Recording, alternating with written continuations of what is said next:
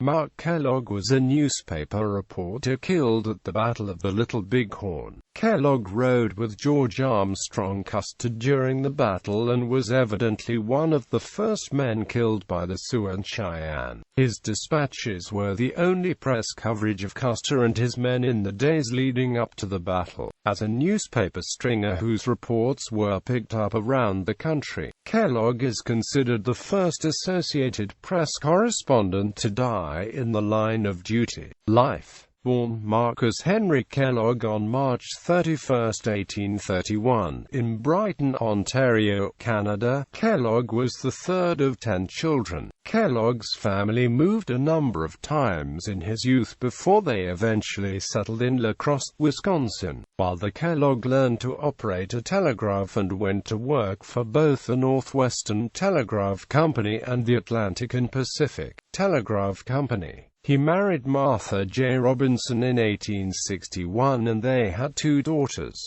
During the years of the American Civil War, Kellogg became the assistant editor for the La Crosse Democrat newspaper. He also unsuccessfully ran for the office of city clerk in 1867 and played shortstop on one of the town's baseball teams. In 1867, Kellogg's wife died, leaving his daughters to be raised by an aunt. Kellogg began drifting around the upper Midwest, working as a reporter and editorial assistant in places such as Council Bluffs, Iowa, and Brainerd, Minnesota. While living in Brainerd, he ran for election to the Minnesota legislature, but was defeated. He also worked as a string correspondent for the St. Paul Dispatch, with his articles often published under the pen name of Frontier. In the early 1870s, he moved to Bismarck, North Dakota, where in 1873 he helped editor Clement A. Lounsbury found the Bismarck Tribune. Even though Kellogg was only an editorial assistant for the paper, he substituted for Lounsbury as editor of the Tribune's 2nd, 3rd and 4th issues.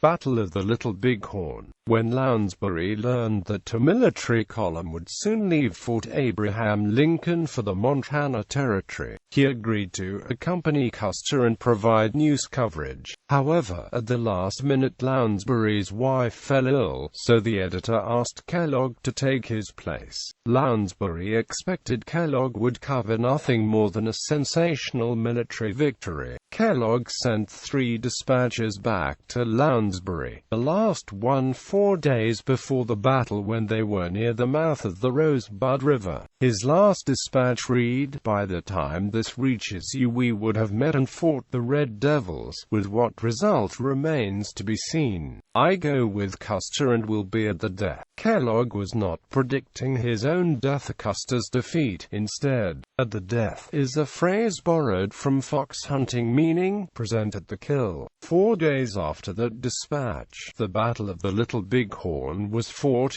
resulting in the deaths of Custer and the 208 soldiers, scouts, and civilians riding with him, including Kellogg. Aftermath. Colonel John Gibbon, whose men arrived at the battle on Tuesday, June 27, and also helped bury the dead, said he found Kellogg's body in a ravine where a number of men from Company E died. Kellogg's body was scalped and missing an ear. He was identified by the boots he wore. When Clement Lounsbury learned of the defeat of Custer's force and Kellogg's death, he worked tirelessly throughout the night to produce a special edition of the Bismarck Tribune. Published on July 6, 1876, the article was the battle's first full account. Lounsbury also telegraphed the news, including Kellogg's correspondence to a number of Eastern newspapers, including the New York Herald. 2 letters written by Kellogg were published posthumously by the Herald on July 11, 1876.